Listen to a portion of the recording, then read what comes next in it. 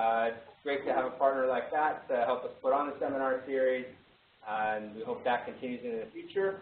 We're happy today to have Carlos Castro from the Ohio State University. Carlos did his undergraduate master's at Ohio State, then did his PhD at MIT, and then came back to Ohio State where he joined the Mechanical Engineering Department, recently won the NSF Career Award, and I'm absolutely certain he is going to be an associate professor in the immediate future, so we'll go ahead and just congratulate him on that.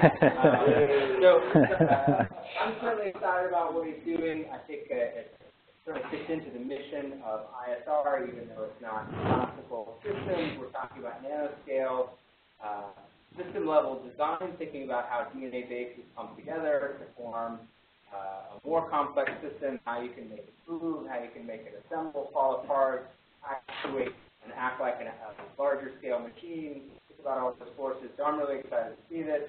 Thank you, Carlos, for joining us all the way over here in Maryland. And yeah, thanks. Great. Well, thank you, Ian, for the nice introduction, and thank you, Reva and Ian, for the invitation, and Brianna, who's probably not here, but also thanks to her for the organization. Okay. But it's been a great visit. Yeah, I enjoyed the day. A great day. I had lots of great conversations and even some nice opportunities for collaboration. So I'm very excited to be here and to be able to share some of our work. Our work mainly focuses on DNA self-assembly and really trying to build mechanical function into some kind of DNA nanodevices. But I'm also excited to be here because more recently we've been thinking more about integrating with other types of materials and technologies. And so you'll see a little bit of our initial steps towards integration and some applications. So that was also, I think, some of the exciting conversation I had today about systems integration. So I'm excited to share some of our initial steps in that direction today. So let's see if this is, oh, maybe this.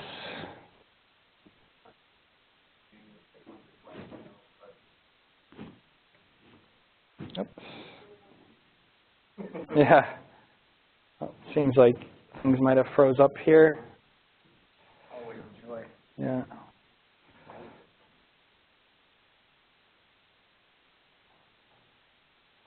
Should I take this guy out? Let me see if that's anything. Oh.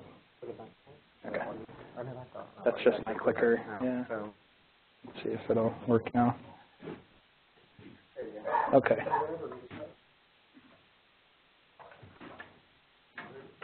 All right. I think we got it. Okay. There we go.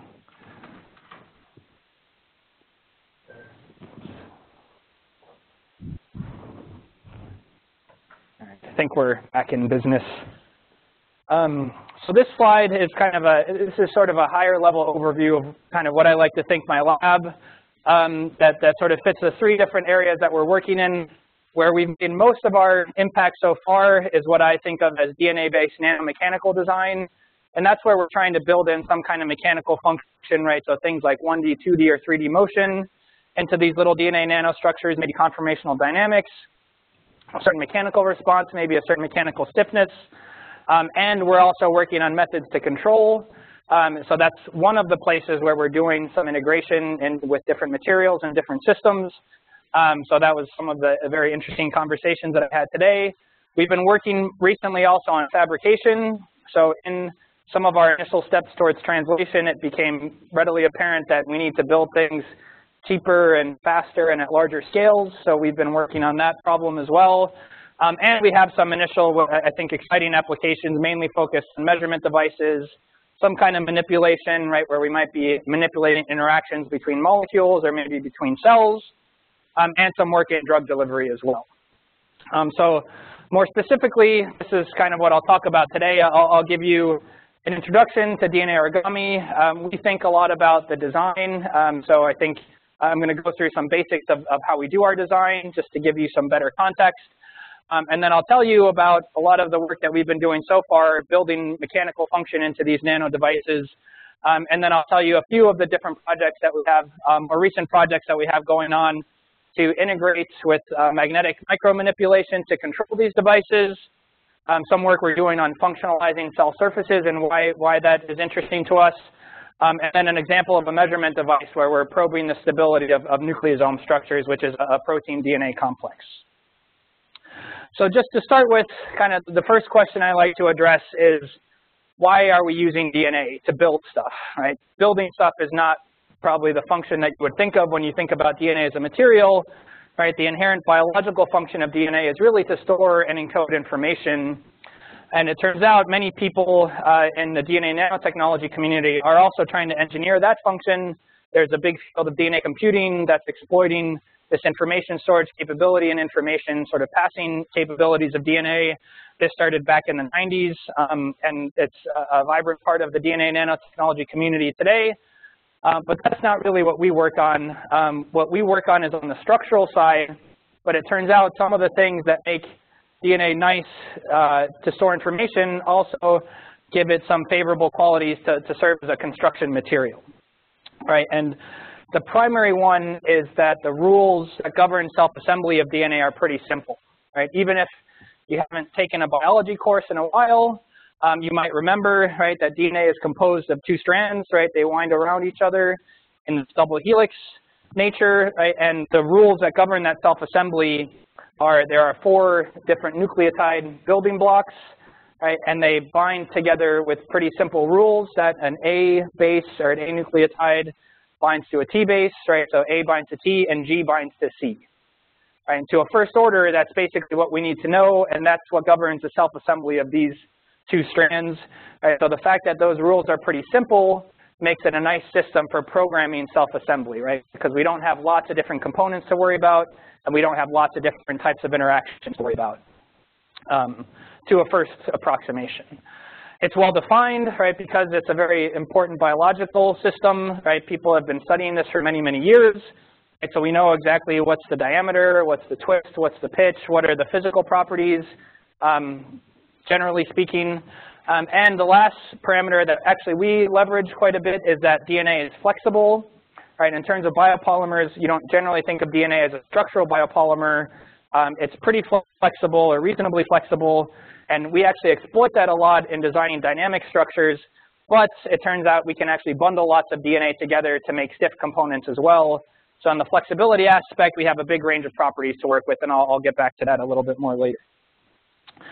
So starting with this concept that the rules of self-assembly are quite simple, right? That allows us to do what I call programmed self-assembly, right? Where we're basically designing DNA sequences to assemble into some target structure, right? And typically the way we do that is we'll have some template strand right here. I just have this nice simple single-stranded template strand, right? And we could pretty easily, just using these A binds to T, G binds to C rules, design a second sequence that is complementary to this first sequence.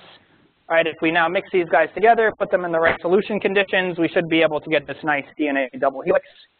Right?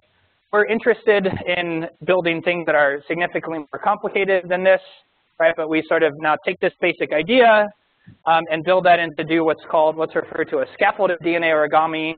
Right here, instead of this short template strand, we're working with this long template strand. Right, so this template strand is now 7,000 or 8,000 bases long. This is actually a viral genome. It's a bacteriophage viral genome, M13 bacteriophage viral genome. But the important part of that is that we know what the full sequence of that is. So again, we can design strands that are sequences that are complementary to that strand. So for example, here, we can design the short region that's complementary to red, right, blue to blue and green to green. The trick that we're going to do here is we're going to put this red, blue, and green sequences that we just designed, we're going to stick those together onto the same strand, right? And now if we mix these guys together, the only way for this scaffold to fully bind to this single staple is it has to fold up into some more compact structure to basically co-locate the red, the blue, and the green regions on the scaffold. So we refer to these strands as staples because quite literally we're taking different parts of the scaffold and kind of stapling them together in space. Right, and if we do that a bunch of times, right, we can actually drive folding of this scaffold into some compact structure. And that's where this origami analogy comes from, right? We're taking this sort of big, long strand and we're folding it up into a more compact structure, although that folding is not so much like paper folding. It's more like protein folding, if you're familiar with that. But that's where the name comes from, is the concept of taking a big material and folding it into some compact structure. These are some of the first structures that were made. So if you've only seen a little bit of DNA origami, probably you've seen this image is maybe the most famous one, this 100 nanometer wide smiley face. These were some of the structures that were demonstrated by the scientist Paul Rothman at Caltech, who developed this approach back in 2006. So what I'm going to show you now is really how we do the design, right? So that's the basic concept. So our design process really follows kind of a top-down design process, where the first step is just to conceive of some shape, right, some target shape that will carry out our desired function, right? And oftentimes, for us, this can be the most difficult part, is the design that goes into designing, coming up with what this shape is for some target function.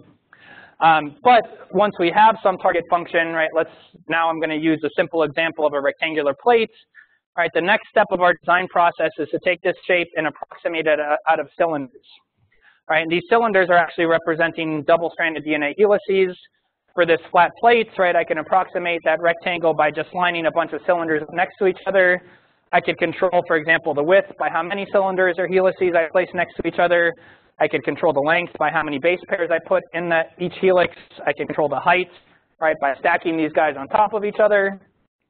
So I have dimensional control, right, in all three directions. And the next, right, so typically these structures are made from one single scaffold strand, right? So that scaffold, which is the long strand, is going to sort of weave its way throughout the entire structure, and there might be something like 150 or 200 of these staple strands.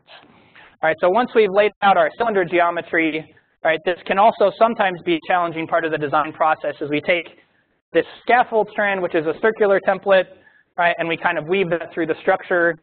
For these solid sort of brick-type structures, a pretty common way to do that is sort of just go out and back in, right?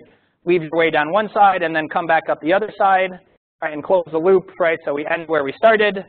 All right, so now we sort of laid out this string. You can kind of think of it as a string at this point, and roughly into the shape that we would like, right? But what's really going to drive folding into this shape is the staples.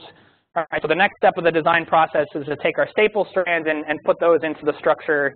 Right, so we might lay one staple, right? This red staple here is going to bind to this part of the scaffold, then make a crossover bind to another part of the scaffold, and then another crossover to the third part of the scaffold. All right, and if you kind of zoom out a little bit, what we have is, right, this cylinder, right? This is a double-stranded DNA helix.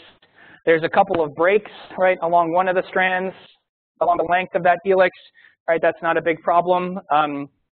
And there are some connections to the neighbors, right? So each point, at regular intervals, these helices are connected to their neighbors by these places where either the staple or the scaffold makes a crossover. Right, those crossovers actually look something like this. That's what's called a holiday junction. So it's actually a biologically existing DNA structure motif. But what's happening is this blue strand, for example, here, this blue strand is going to be winding around one helix. It's going to cross over to the neighbor and then do a U-turn and wind back. Right, same thing from the red strand. Right? The red strand is going to be winding this way, and then it's going to cross over and go back the other way on the neighboring helix. So these holiday junctions are basically spaced at these regular intervals, and that's really what's holding all these cylinders or helices together into this larger geometry. All right, so once we get to this point, the sequence design actually becomes pretty simple. Again, we can just look at, where do these staples bind to the scaffold, and just design that complementary sequence in a piecewise fashion, right, knowing which sections of the scaffold these staples have to bind to. Yeah? If you have 150 staples, how long does it take for that? I'll show some of that in a second. The short answer is it can take as little as a few minutes and sometimes as much as an hour, a couple hours. So I think mainly it depends on, on the thermodynamics, but also on the topology of the strands in there. Yeah. Yeah. No. Yeah. Yeah. Yeah. So I'll talk a little bit more about that in a few slides. Any other questions just on the basics of the design? Yeah, Ian? Is that entirely manual design, or so there are some tools. There's a CAD. One of the very widely used tools is called CAD Nano. So it's sort of a nice GUI user interface. that allows you to sort of route and place things. There's still a lot of manual work that goes into it. Where that really helps is on this part. So it automates the sequencing part of it. Because if you have your scaffold and staple routed, that part you don't have to do manually. Doing that manually, which I did a long time ago, that's pretty error prone and just tedious. So that's where this Cat Nano really helps. We and a couple other labs are working on automating things a little bit more. So you start at this step and then automate the rest of it. But that's work in progress. So that's the design part of it, right? Basically, the product of that design process might be something like this. This is for a little bit more complicated shape, right? This is a robot kind of looking structure. It doesn't really do anything, but it's just a nice, cute shape to use as an example. But this also illustrates kind of our modular design approach. We often break these designs up into modules. So in this example, right, we have the red module, which is the body, right, the arms, which are blue, and the legs, which are yellow. You can kind of see how that maps onto this scaffold and staple routing scheme, right? Where it's a little bit difficult to see, but you can kind of still see the scaffold is kind of moving back and forth, and you have these scaffold crossovers, right? And then the staples are populated into there, very similar to where they were on the previous slide, right? So we can design our sequences based on this routing. The scaffold is biologically derived. That's an M13, MP18 viral genome. That's a convenient source to grow up in the lab. We can also order that. Sometimes there are several companies that provide that. The staples we order from a company. There are several companies that synthesize custom sequences of DNA. And again, that's typically 150 to 200. We'll order those on these plates, right, where each of these wells contains a different staple sequence that's going to go into the structure. And we'll organize those according to modules to make the fabrication process a little bit easier. So the next step is we'll pool these staples into what we call pre-stocks. Right, and then we'll select which pre-stocks do we want to make up the final structure. And then we assemble these things, right? This is done by self-assembly with thermal annealing. Traditionally, this is done over the time scale where you heat it up to maybe 70 degrees C and cool it down very slowly. And traditionally, it's been done over the time scale of a few days. As I'll show in a minute, you don't need all that time. But that's the most common way to do it is you sort of heat it up and just cool it down very slowly, annealing over lots of temperatures, maybe taking 2 days or 3 days or 4 days. The results of that self-assembly look something like this, right? So this is a gel electrophoresis. If you're not familiar with gel electrophoresis, basically we put that self-assembly reaction at the end into these wells up here, apply a voltage across the gel. The DNA is negatively charged, so it will run through the gel towards the positive end. How fast it runs through the gel is a function of how compact the structure is, right? And so this is our reference, right? This is our scaffold starting material. If the structure is kind of misfolded, which often happens at relatively low salt concentrations, you get these kind of smeared out, slow running bands. Once you have a high enough salt concentration to screen out all the negative charge repulsions of the DNA backbone, you can often get these well-folded structures, right? So these nice tight bands that you see here that run a little bit faster than the scaffold, that's indicative of a well-folded structure. We usually fold these things with the staples in excess, might be 5-fold or 10-fold excess. So those guys run pretty fast, right? And then this is a nice assay to check the folding, but also to purify, right? So we can purify this well-folded structure away from any misfolded structure. So we've been working a lot on this actual sort of optimizing this self-assembly process. About 4 or 5 years ago, there was a group in Germany that demonstrated that you don't actually need to hit all of these temperatures. These structures will typically self-assemble, or many of these structures will self-assemble at a single annealing temperature, and it can take as little as 30 minutes or 40 minutes, or for simpler structures, maybe even 5 minutes. So we've kind of been running with this approach and trying to understand basically a little bit more details about the self-assembly that would allow us to do things faster. So this is an example. So this is sort of our modified annealing ramp where we just hit some high temperature to melt it, jump down to some constant temperature and hold that for some amount of time, right? And then just, right, that's our annealing ramp, right? So what I'm showing here is just testing a bunch of different annealing temperatures. This particular structure, which is just kind of a 100 nanometer long nanorod, right? That's very robust. Doesn't matter whether I hold that at 50 or 60 or 40, right? That will fold very nicely, and this is over the time scale of about 4 hours. we can pick one of those temperatures and test how fast does it fold at that single annealing temperature. So if we hold this annealing at 52 degrees, even with about 5 or 8 or 10 minutes of annealing, right, that structure is pretty well folded. But that's not true for every structure, right? So now what we're trying to do is just experimentally understand what's the range of these annealing temperatures, and then how fast, right, sort of the thermodynamics and kinetics of the self-assembly process.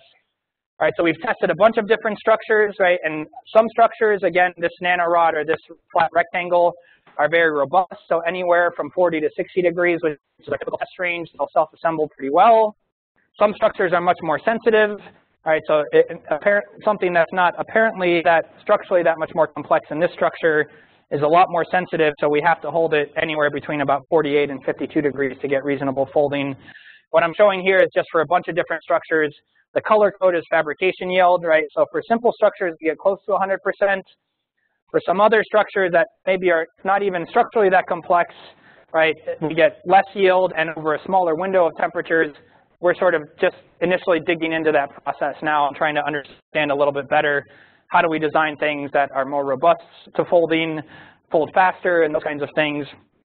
And it's probably related to things like the topology of the strands and of the scaffold especially, and the thermodynamics of binding of the DNA. And so we're just starting to get into that now. What this does allow us to do immediately is scale the folding, right? So holding a single temperature for half an hour is very easy to do in a beaker, especially for these structures that we don't need very precise temperature control, right? So we've been able to show that we can use this approach to scale to 100 times, right? And there's really no top end, I think. It's just a matter of the cost of the DNA itself.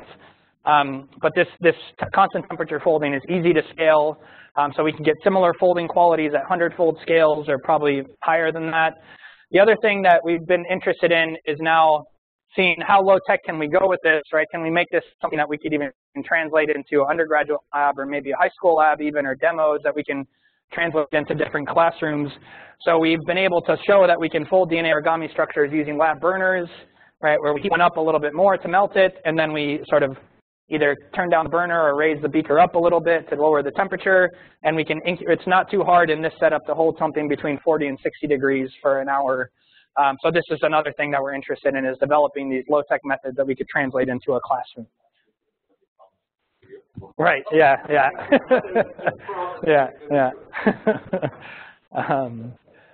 So coming back to the actual approach, right? So this is just a slide to illustrate the geometric design space. So there's a huge geometric design space. And sorry, some of these pictures are not showing up very well. This is kind of a little wireframe container type structure, right? This is a little gear. You see these scale bars are 20 nanometers, 100 nanometers, right? These kind of polyhedral solids, right? And pretty much any kind of two-dimensional shape you can think of. More recently, people are even scaling up to larger templates. This is a structure that's folded out of a lambda phase template that's about 50,000 or so bases long. This works, but again, the main challenge of this is just the cost for all these different DNA sequences. So that's a challenge of scaling up in size. And I'll show you a different approach that we're using to scale up in size later. What we think a lot about is the mechanical design space, right? I mentioned we have a big range of mechanical properties to work with. So what I'm showing here is just a few different polymers, that the thermal fluctuations of different polymers. On the left here is double-stranded DNA. You'll see that's very flexible. In the middle here, this is a 6-helix bundle. So that's a bundle of 6 double-stranded DNA helices combined into a cross-section that looks like this. And over here, this is a 56-helix bundle. So we have 56 helices packaged in this very stiff filament, right? So we have this big range of mechanical properties to work with, something that's basically a random coil, to something that has sort of semi-flexible fluctuations, all the way to something that's basically rigid even over the length scale of many microns. All right, and so we really exploit that full range of mechanical properties to build in to our devices. Right, and this is just a little bit more quantitative demonstration of that. So if you think about persistence length is just basically a measure of the bending stiffness of these polymers. Right, this is the traditional, right, beam bending type bending stiffness normalized by thermal energy. Right, the persistence length of double-stranded DNA is 50 nanometers. Single-stranded DNA is even more flexible than that. Single-stranded DNA has a persistence length of about a nanometer or two. Right, and then once we get up to these larger cross sections, right, we can get things that have persistence length of tens of microns, right? But the main point is we have several orders of magnitude of bending stiffness to build into these components. So we take advantage of that a lot in what we're doing, what I call nanomechanical design with these DNA structures. There's a lot of people thinking more about dynamic devices, and that's kind of, you know, where we're initially going with this nanomechanical design. So this is just some examples from other labs to show where I think we're unique in this community is really approaching this from an engineering design standpoint, right? And so this is the work I'll show you. This work I'll show you in nanomechanical design is a collaboration with Haijun Su, who's a machine design and compliant mechanism design person in our department. Right? But we've basically approached this problem thinking about it, how we would think about this same problem at a macroscopic scale, right? How would we design this kind of robotic system at a macroscopic scale, right? So here we're doing a little bit of system integration into packaging these things into a single device. But to design this macroscopic robotic platform, right, we need things that have complicated geometry, which hopefully you believe me by now, that DNA origami is pretty good for complicated geometry. But we also need these things that have certain types of motion. And so this is one of our initial goals for the lab was to develop these things that have specific types of motion like rotation and sliding or translational motion, and then be able to package those things together into these more complicated mechanisms that hopefully we can control and reconfigure in real time. And if we think back to this, yes, yeah, exactly, yeah. And if how we do that, if you think back to this simple flat plate example, we can program flexibility into the structure just by leaving part of it single-stranded, right? So here we just leave some of the scaffold single-stranded, and if we do that with a bunch of these single-stranded connections along the line, then we basically have an axis of rotation here, right? So that's effectively a hinge in the structure. And so that's what we started out with, right? So this is this hinge device that we made. It's just two bundles of double-stranded DNA that are along an edge are connected by single-stranded DNA by just leaving part of that scaffold single-stranded.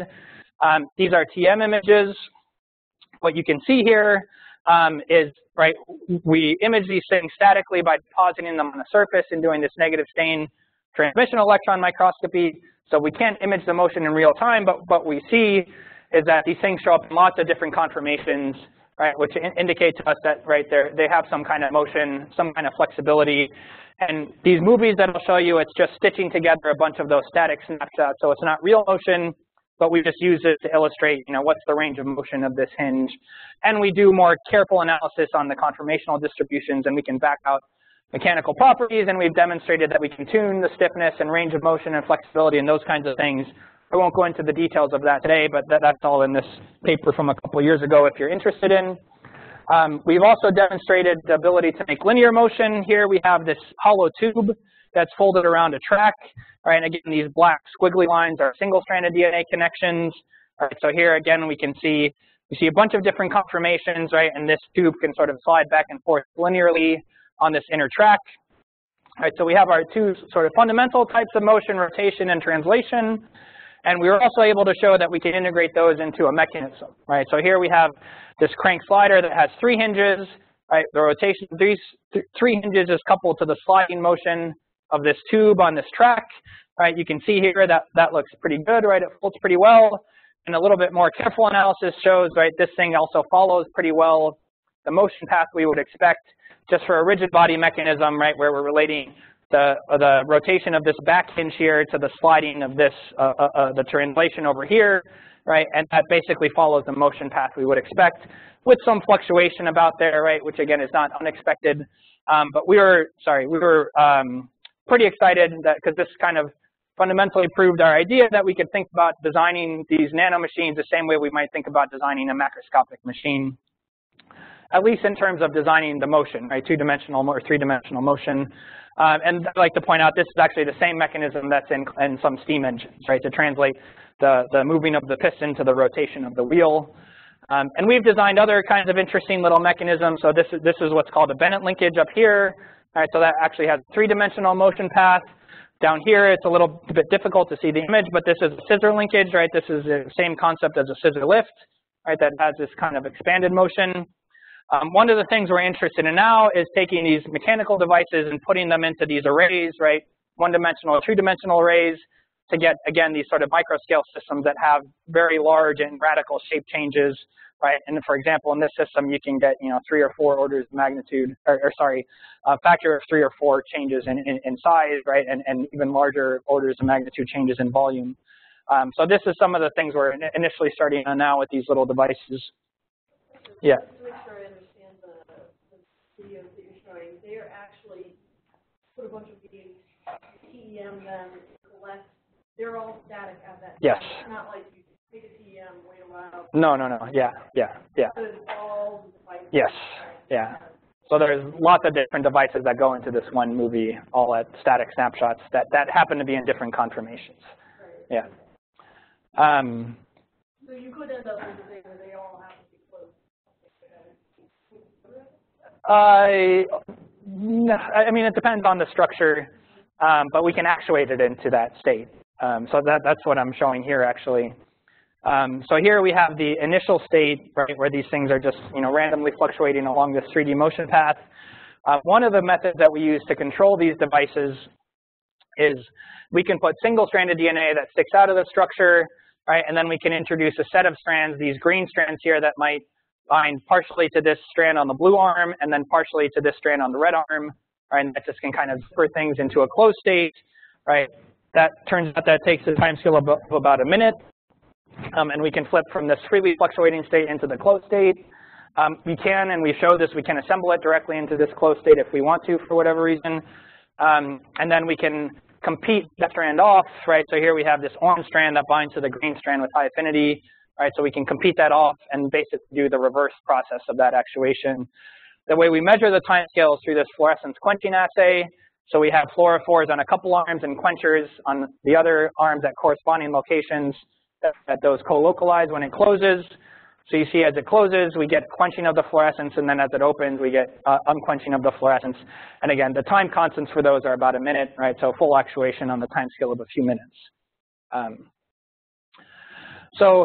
Right, I'll get back to a little bit more on the control stuff in a minute, but now that we've sort of demonstrated we can design these little nanomachines, we wanted to think about, okay, well, how far can we push this?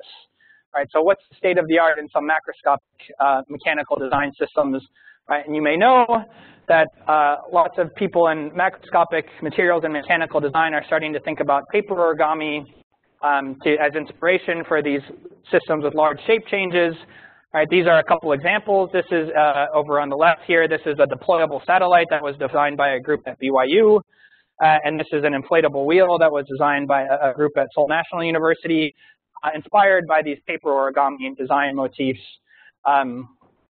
So we set out to basically see if we could build similar types of paper origami-inspired DNA origami systems in the direction, again, of these shape-transforming assemblies, right? And so this is a particular type of paper origami where this is the same design as that inflatable wheel, right? This is a periodic array of this structural unit. This structural unit is called a water bomb base. It looks something like this.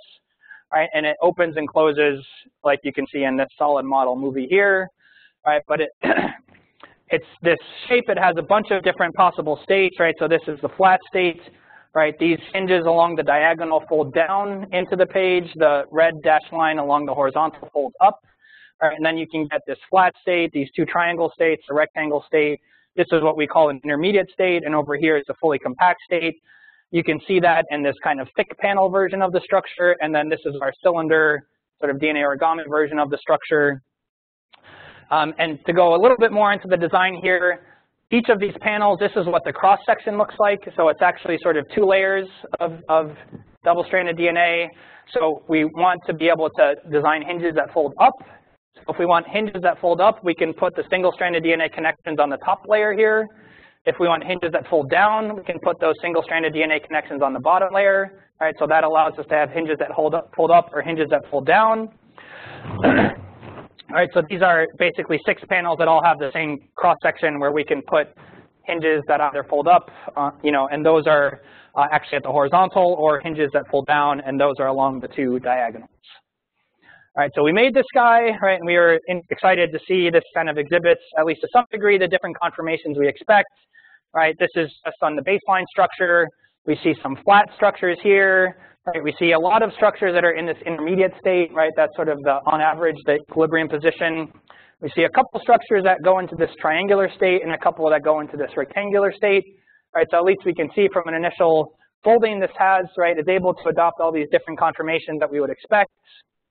But primarily it's in this intermediate state, right? But we kind of set out to design actuation methods to control this, right, into all these different conformations, right? So in order to actuate the hinges, right, we do that same approach that I mentioned earlier, single-stranded DNA, where we introduce a strand that will then bridge across the different components to close up a hinge. It turns out, actually, we need methods to flatten out the hinge, not just close the hinges, but we actually need methods to flatten out the hinges, because from this intermediate state, if I, for example, actuate link 5 to link 6, right, that will actually push it towards a fully compact state.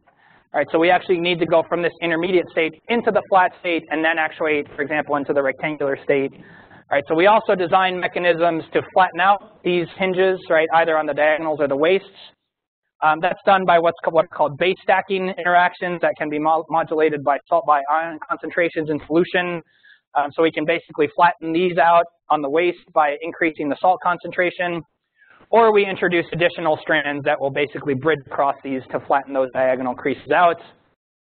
And we've demonstrated that this is essential, right? So if we just have this intermediate state and we just throw in all the actuating strands that we need to go into the triangle orientation, right, we get a mix of things. But if we actually flatten the structure out first, right, you can, again, sorry, it's hard, a little bit hard to see some of these TM images.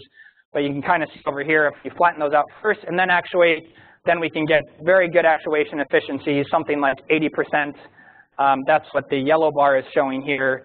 It turns out we can also do a thermally controlled annealing, right, and that also gets us to about 80% actuation efficiency. And then we can reverse, right, the same way we did before, we can reverse back into the, right, so we can do the reverse process of the actuation. So up here I'm showing we've worked out kind of these actuation pathways, and the images here are image averages of the actuated states. All right, so this is kind of our initial state. We can go to the flat state and then go to either of the two rectangle states or the rectangular state, or from the intermediate state. To get into the compact state, we actually actuate 3 hinges along the side, get into this state, and then actuate 3 hinges along the other side, and then get into the fully compact state. All right, and then these are sort of zoomed out images showing that, right, we can do that with pretty good efficiency.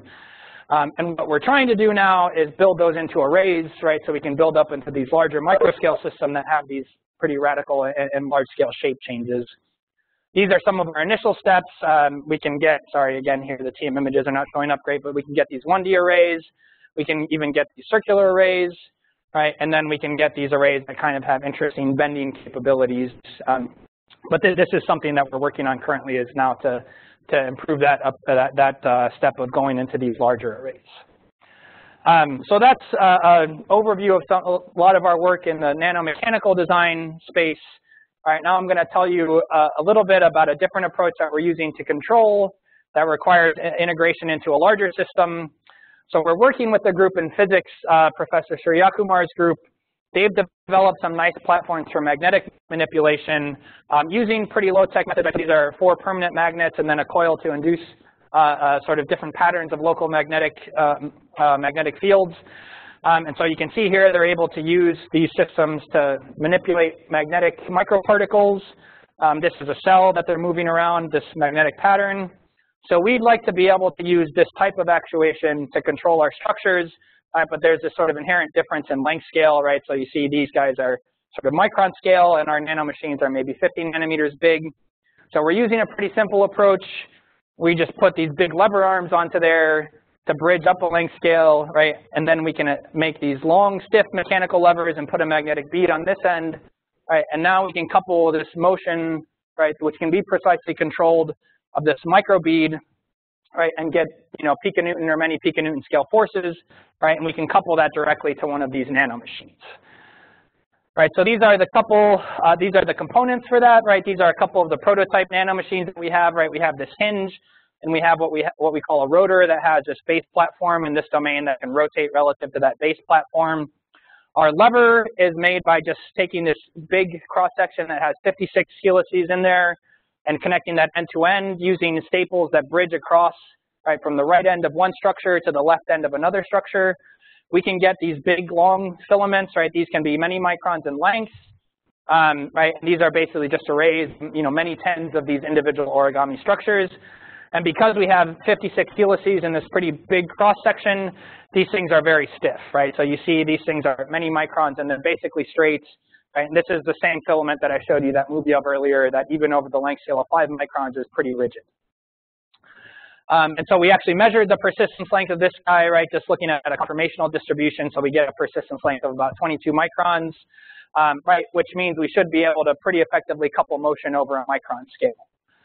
And so here what we're showing is just this lever arm, right, that by itself, where we stick one end down to a surface and on the other end attach a magnetic bead. You can see we can spin that guy around. Right, we did a lot of characterization here. We've been able to show we can spin that around, right, without any lag or anything, up to at least 2 hertz. Right? So we're getting down to, being able to drive these structures at a sub-second time scale. We can see how precisely can we control the orientation of that particular lever, right? And we can get down to about plus or minus 10 degrees. Standard deviation of about 10 degrees if we try to hold that at some specific angle, right? And then now what we've been doing is taking those lever arms and putting them onto these nanomachines, right? Our prototype nanomachines. This is the rotor. You can see here, actually it shows up a little bit better in the TM. Here's the base platform, and then we've attached longer lever arms to the rotor structure. Right here, you can just barely see that base platform down here. Right, we've also assembled these hinges that have very long, stiff lever arms. Right here, you see the hinge, and then you see these sort of close to micron scale arms sticking off of that. And the actuation, so far, we've just got working with the rotor. We're still working on it with the hinge. Right, but here you see now we're actuating it's immobilized by the platform at the middle, and then we can spin this rotor arm around again with the same sort of characterization or actuation characteristics that we had before, a few hertz or and plus or minus 10 degrees or so of fixing it in some specific angle. I didn't mention that, no. So we use strands that are biotin labeled, and then we do this biotin, stripped avidin biotin anchoring to the surface. So we can put these down on a surface with pretty good, and then the surface is passivated with PEG to block any non-specific binding. So that's an example of one of the directions we're going for manipulation and control, right, and also the ability to integrate to these larger scale manipulation systems using these big, long, stiff mechanical lever arms. The next quick story I'll tell you is about how we're integrating these devices onto cell membranes. We have a lot of ideas on where we can go with integrating these devices onto a membrane. So this is, again, a collaboration with An Song, who's also in our department, who does a lot of microfluidic model systems of biological tissues. So here there's been a bunch of groups that have done, and this is also just a growing direction for the field of integrating with synthetic membranes.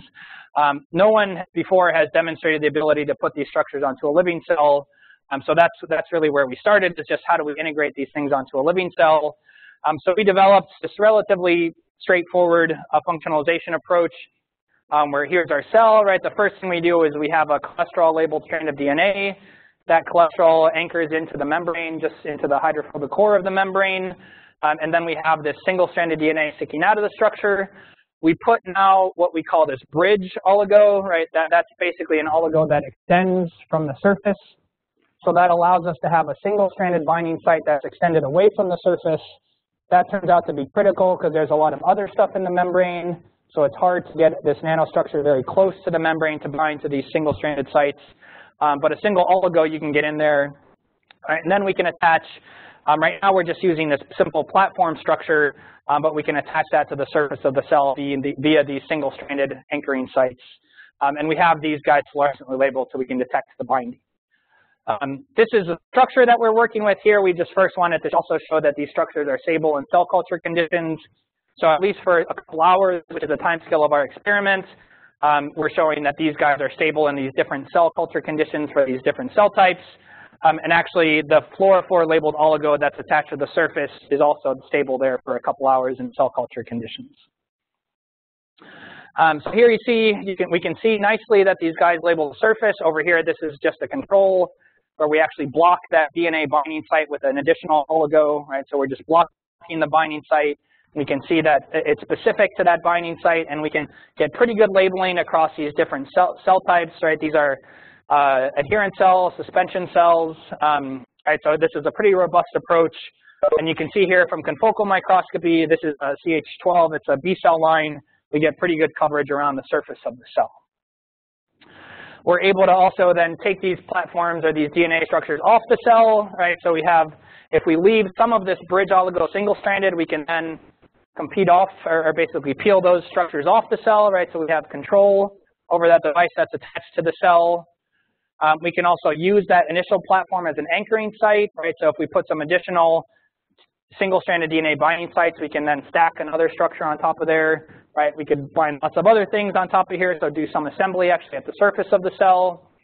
And sort of building on that, right, we can also do is put one structure on one cell, right? So here I'm calling the structure A on cell A, right? Structure B on cell B, right? And then we have a strand that's complementary between these structures.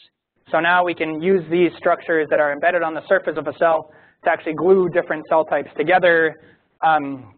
So that's what we're showing here. This green is, say, cell A labeled with structure A, and blue is cell B labeled with structure B. And we use this optical trapping assay here. So if we pull this cell around with the optical trap, all you'll see is it's attached to this cell, and it'll pull this cell along for the ride. Right? And so that interaction is mediated by this strand here. And this is just a control experiment, so these guys are labeled. It just doesn't have this connecting oligo, and you can see here when we pull on one of the guys, the two cells will come apart pretty easily. So we've done lots of characterization, and so we're sure this cell binding is specifically mediated by these platforms. Now what we're trying to do is understand how much force actually is that interaction, how much force can that interaction withstand. So as I mentioned, we're not the first to do this kind of thing. Other groups have done this with just DNA strands, right? But we think there are some advantages, especially in these controllable devices, that there are some advantages to doing this type of thing with an origami structure as opposed to just with DNA strands. So the last thing I'll tell you about in just a couple minutes is how we're using some of these mechanical devices to actually make measurements on biomolecules. So this is kind of another type of integration that we're doing. In this case, we're using a hinge basically as a calipers. So we can stick a biomolecule in this hinge, and then just the same way this calipers functions, use the angle of that hinge as a readout of the size of that molecule. All right, and this is a collaboration with a group in physics who does a lot of chromatin studies. So we're working with chromatin and nucleosomes, which is basically the structure that packages genomic DNA. And so one of the reasons that we're working on chromatin or nucleosomes is, right, this is this very hierarchical structure, right? There's lots of levels to this structural hierarchy. There are some good methods to probe the lower levels of structure, right? The DNA wrapped around a single protein core, that's what's called a nucleosome, right? You can do that with single molecule methods. There are some good methods to probe these higher levels of structure, but it's actually quite difficult to probe this sort of 10 to 100 nanometer level of structure, which is perfect for our devices, which are in the 10 to 100 nanometer scale. So that's sort of where we're targeting.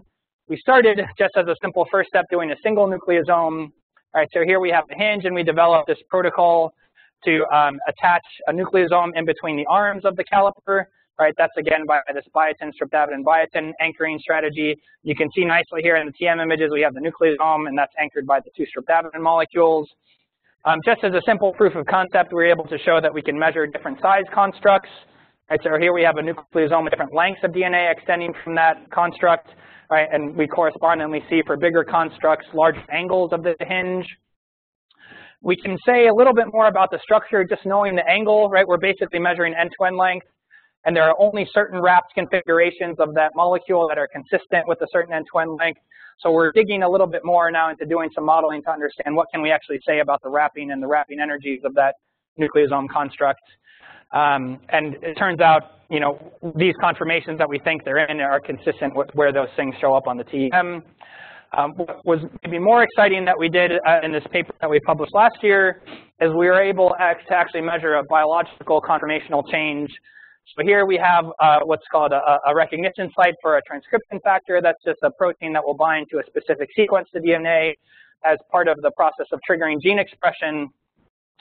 So here in this red region that would normally be wrapped around the nucleosome, we have this recognition site. And as we titrate in this protein, right, we see basically an increase in the angle of the calipers, right? So here we're actually able to measure the unwrapping that, right, this DNA has to unwrap in order to accommodate that protein. So we're able to measure that size change just using this, this mechanical calipers device. So this we are excited about, but this is kind of an initial step. Where we're going is to try to measure these biologically relevant conformational changes.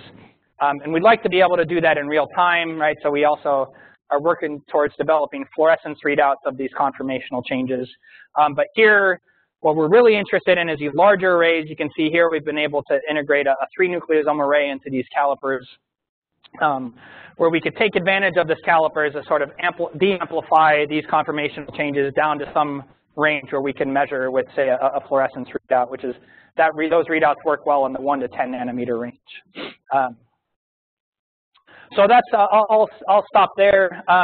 And just again, show you kind of this higher level overview of the lab, right? So we do a lot of this mechanical design. We're working a little bit on scaling and optimizing fabrication. And ultimately, we're working towards these applications in these different kinds of molecular, cellular, biological systems. I didn't have time to show you, but we're also doing some drug delivery as well. But I'm happy to take any additional questions that you might have. I should say, so most of our funding has been from NSF. We've had a little bit of funding from NIH, more recently American Heart Association. And one of the things that we did that got the most attention, at least locally, is we folded a script Ohio out of DNA. So that was a little bit of publicity, a little bit of PR that we did. So yeah, we're working on it. Yeah. So yeah, I'm happy to take any additional questions that you might have.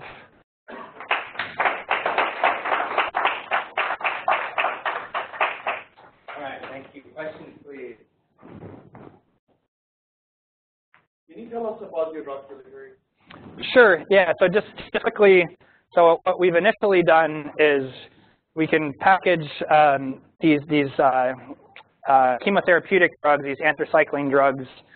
So they inherently bind to DNA. So they're DNA intercalators. So that we're starting with those because those are easy to load onto these structures.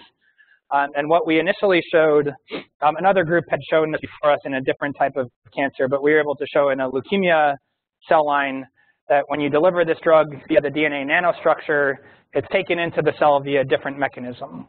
So it's actually endocytosed into the cell as opposed to the free drug, which just passively diffuses through the membrane. And so that endocytosis uptake is beneficial for bypassing drug resistance mechanisms.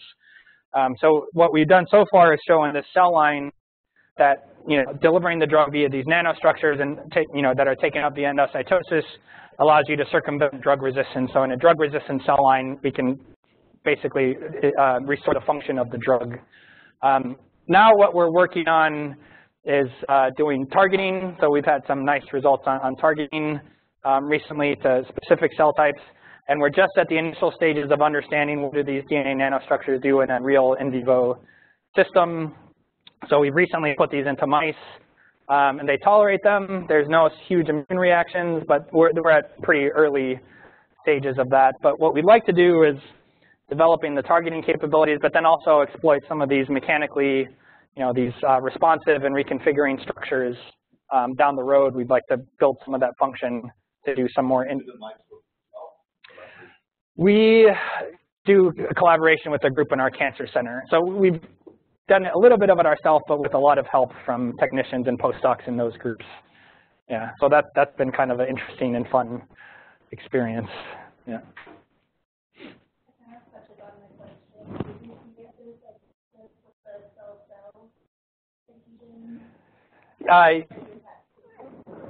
Yeah, so what those ones that we put on the surface of the cell, so typically it takes a few hours. The endocytosis takes a few hours. So we start to see endocytosis around 3 hours. And with those ones, we also see endocytosis around 3 hours, around a few hours. What we haven't measured, and I think what would be interesting to see is, when you have them bound across cells, you know, do they still get endocytosis one way or the other? And one of the things that we're also trying to do is either outside the cell or on the surface of a cell, assemble larger arrays, you know, larger sort of two-dimensional arrays on the surface of the cell. And we think some of those bigger structures that are embedded on the surface of the cell might be harder for the cell to endocytose. So that's one of the things we're working on, to get it to stay on the cell surface longer without being taken up, but they'll stay on the surface for a few hours. So for the measurements that we could currently do would be on a time scale of a couple hours. Yeah. Those are B cells that we've done that with so far. Yeah. You had a slide about yield of your fabrication structure. Mm-hmm. And it was about temperature effect. Mm-hmm. Mm-hmm. How do you determine that? So yeah, so that yield was measured from the gel, just intensive analysis on the gel. So we just look at how much intensity shows up in that folded structure band compared to everything else on the gel. Yeah.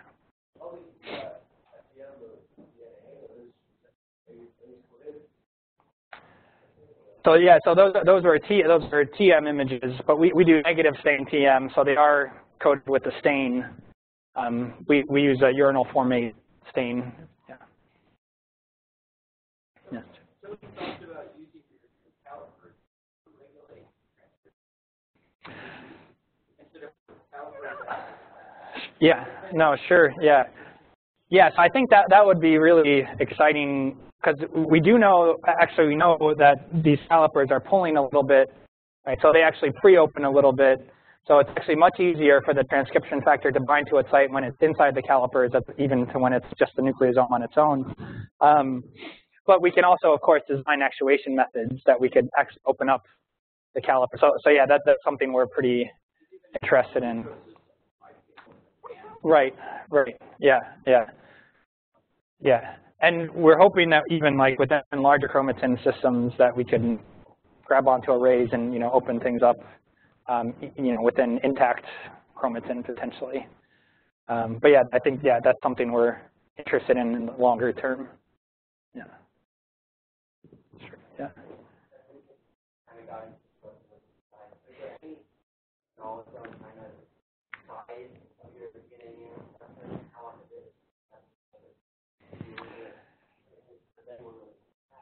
So there's been a couple studies. So what we did, we put that one of the nanorod, which is about a 100 nanometer nanorod with maybe 15 nanometer diameter in both directions. We didn't see any accumulation in the liver for those structures. But yeah, so that's the only data point we have so far. But I think that over the next years, there's going to be more and more work in sort of translating in vivo, and you know, hopefully, I think we'll be a part of that as well. Yeah, pretty.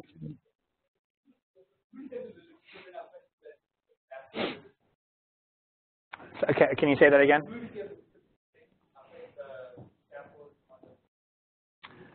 So that's a good question. I mean, cholesterol is known to affect the fluidity of the membrane, and we're anchoring in by cholesterol. So that we haven't measured. What we've tried to do without success so far is get down to where we can see individual devices and, you know, hopefully track them moving around within the cell. But yeah, we haven't gotten there yet. Yeah, Sarah. How much do people do hierarchical assembly? I think you mentioned people using very much larger. If you took a bunch of your larger nanorods that you're doing micron size B, yeah. Could you do some kind of yeah, I hope. I mean, what we've been able to do so far are these 1D arrays. We've tried some simple 2D arrays, and you know, we can get to, you know, a few by a few in 2 dimensions. Other people have done 2D arrays, you know, getting up to microns by microns. So what people have done is, so actually Ned Seaman, who is really one of the early pioneers, he's done some of these strand-based motifs, where there you can get periodic structures that form crystals on the, you know, hundreds of micron scales. So that was actually the initial goal of DNA nanotechnology, was to do like crystallization templates or scaffolding for crystallization. So his group and a couple other groups have now demonstrated that you can get crystals, but those are the individual structures. There are probably, on the scale of a few nanometers or 5 nanometers big, and they don't have any addressability or reconfigurability. What we'd love to do is have these dynamic arrays that we can put in, dynamic structures that we can put into 1D or 2D arrays, and so we're working on building towards these larger systems. Do you have any idea what kind of work you're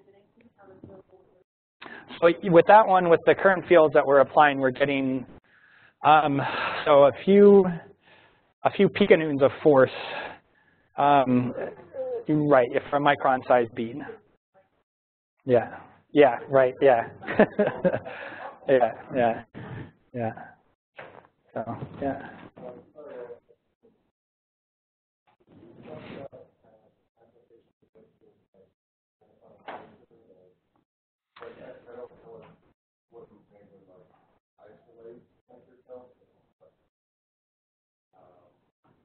So, yeah, so we have some initial thoughts, and just like very early initial work on doing sensing of, say, microRNA, right, or things like that that might be biomarkers. Whether we could, we haven't thought or worked in the direction of like isolating cells. I mean, but we do have the ability to bind cells. So, I don't know if there would be some advantages to this approach to do that. But definitely in terms of like devices that can sense molecules, that's something we're interested in. Yeah. All right, any more questions? All right. Yeah. Let's thank Carlos again. Yeah.